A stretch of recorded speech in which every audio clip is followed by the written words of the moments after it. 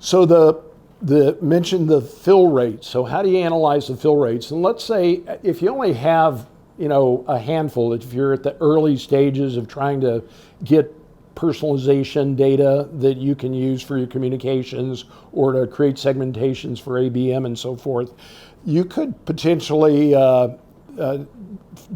do things like just manually analyzing the fill rates using, say, Marketo or CRM reports. Or if you have lots of fields and lots of records, you may decide you actually want to use a dedicated app to help you analyze that.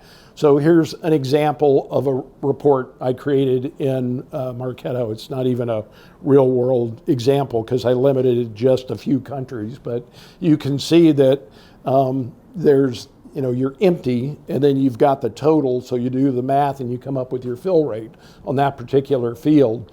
But you don't want to have to be doing that for dozens of fields on some periodic schedule.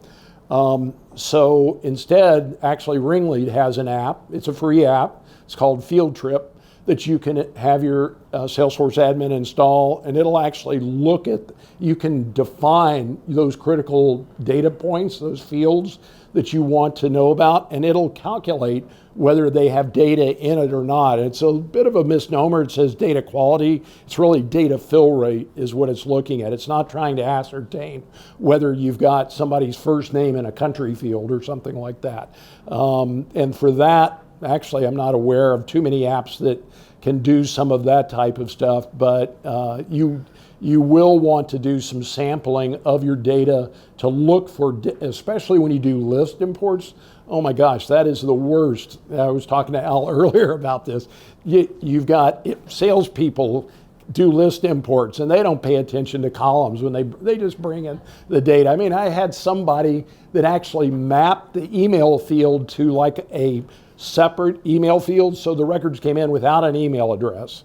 And so, of course, that wound up then causing a lot of duplicates.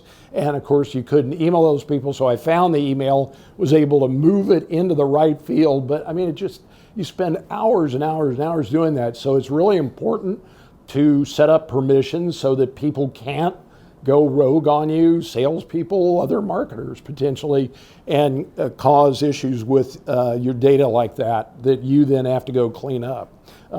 This actually is a little more representative of the detail you can see, and so you can see critical fields and the actual fill rate. So you can even set weightings, and that's what controls that scale, that gauge as to whether it's way over in the green or way back in the red, is the weightings and the fields you define that you want to manage.